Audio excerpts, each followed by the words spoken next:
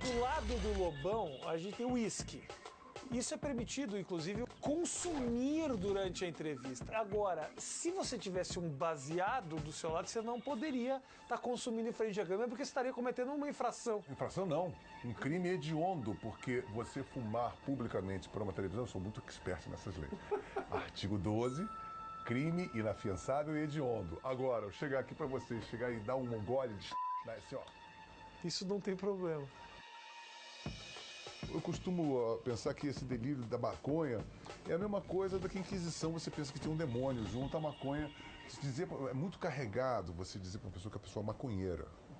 Parece que essa pessoa tem muitos defeitos, uma coisa muito estigmatizante. Eu vejo pessoas jovens, esse cara tá cheio de maconha na cabeça. Esse cara é idiota, né, cara? Sabe que as pessoas também têm que parar de associar de que a droga tá ligada à autodestruição e ao escapismo. Isso para quando a pessoa tá com problema, o pai se separou, tá repetindo de ano. Agora, pro músico, né, a maconha é como se você ligasse um chorus.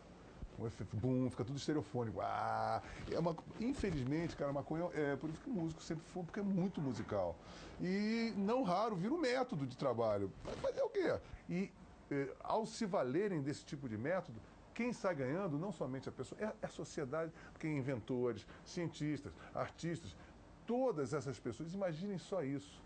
Se fosse privado de todos esses grandes criadores, cidadãos nesse estado alterado de consciência fizeram. Toda a sociedade em geral que aplaude a arte, a ciência, que são essas pontas de lança que nós temos na sociedade, você pode estar sendo, não tem ninguém normal. Quem é normal vira pedestre. Que efeitos causa a maconha? O que isso gera no psicológico da pessoa? Ela pode produzir algumas perturbações visuais, alucinação, inclusive auditiva. Existem estudos que demonstram uma perda de fatos recentes, é uma memória que vai se deteriorando com o passar do tempo. Outra coisa é um termo genérico que é conhecido como síndrome amotivacional. A pessoa literalmente perde o ânimo, a vontade da realização. Então, o saco de batata e a pessoa é igual.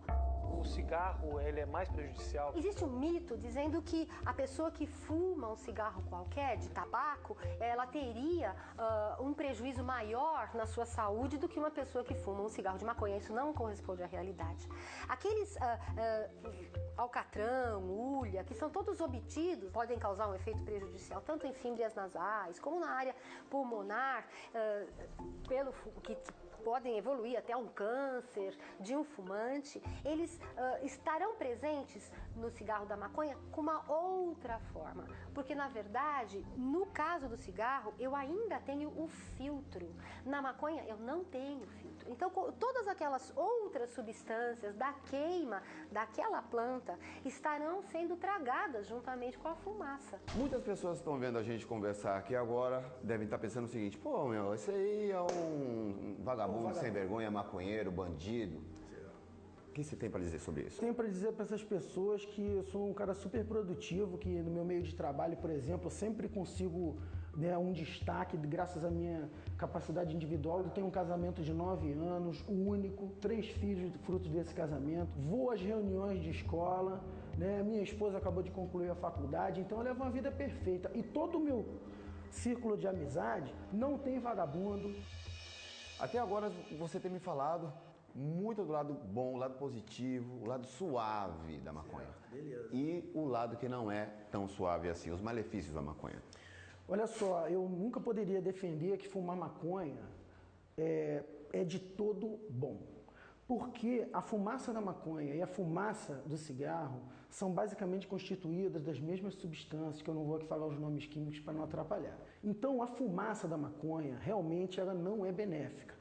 Por isso, a proibição impede até que a população adquira equipamentos que diminuem esse risco, como os vaporizadores, que deveriam ser usados como um programa de redução de danos. Quer fumar? Plante. Quer fumar? Não fume, vaporize. Que você não vai ter ali a temperatura alta da fumaça nas tuas vias aéreas te atrapalhando.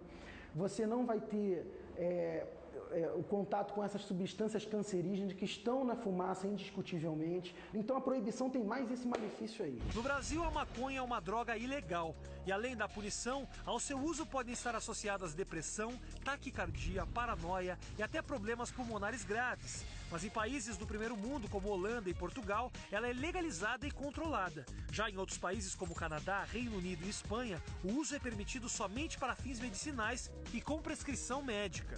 Por aqui, essa é outra luta. Você briga não, né? Luto. Você luta. Luto. Pelo direito de fumar maconha. Luto. Medicinalmente. Com 14 anos eu conheci a maconha como remédio. Me foi apresentada como remédio de negro, de índio, da cultura africana. Hoje ele luta pelo direito de cultivar o seu próprio remédio. Quanto tempo demorou para você sentir uma melhora da sua bronquite, da sua asma? Bom, eu conheci durante uma crise e o resultado foi praticamente imediato. No primeiro uso eu já comecei a vomitar, a expectorar, né? E eu não vomitava alimento, eu expectorava literalmente, era catarro que eu punha para fora.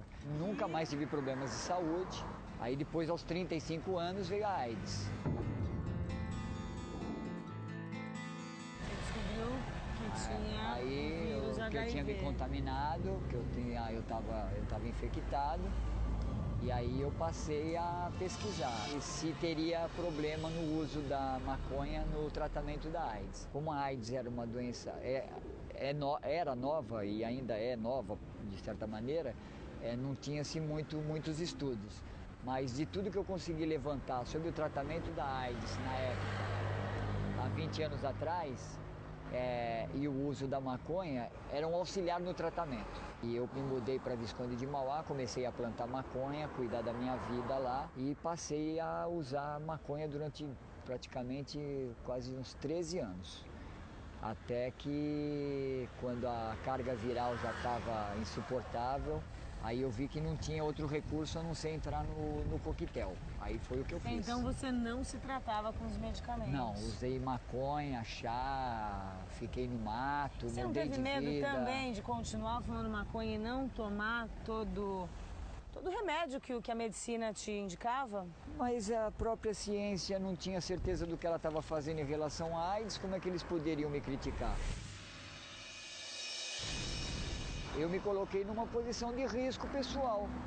Eu falei, bom, eu tenho essas informações, isso aqui está sendo feito em tal lugar, isso está sendo feito em tal lugar, é cientista que está dizendo, não é um Zé como eu não teria nada a perder. Existe comprovação de que realmente a cannabis ela ajuda na recuperação de aidéticos, do câncer? Existe sim. A cannabis ela tem um efeito anti-emese, que é anti-vômito. Então, isso favorece na terapia para câncer, para melhora da quimioterapia, onde o paciente ele pode ter uma melhora na qualidade de vida por não sentir náusea e por ingerir os alimentos de uma forma mais digna, né? E no caso da AIDS, o paciente ele acaba usando a cannabis também para estimular o apetite, né? Porque ele é um orexígeno, né? O delta-9-THC, então ele promove um aumento do apetite. Além disso, existem outros tipos de uso da cannabis medicinal. Uma delas é um spray sublingual e contém os dois principais princípios ativos da planta, que é o delta-9-tetraidrocannabinol, popularmente chamado de THC, e o canabidiol.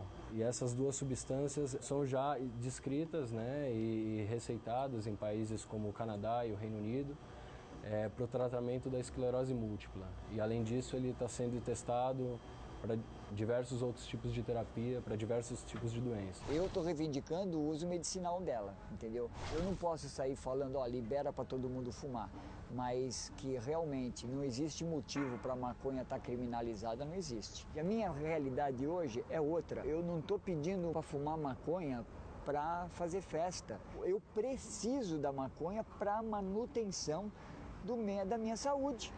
E isso é muito racional, a ciência comprova de que o que eu estou falando é verdade.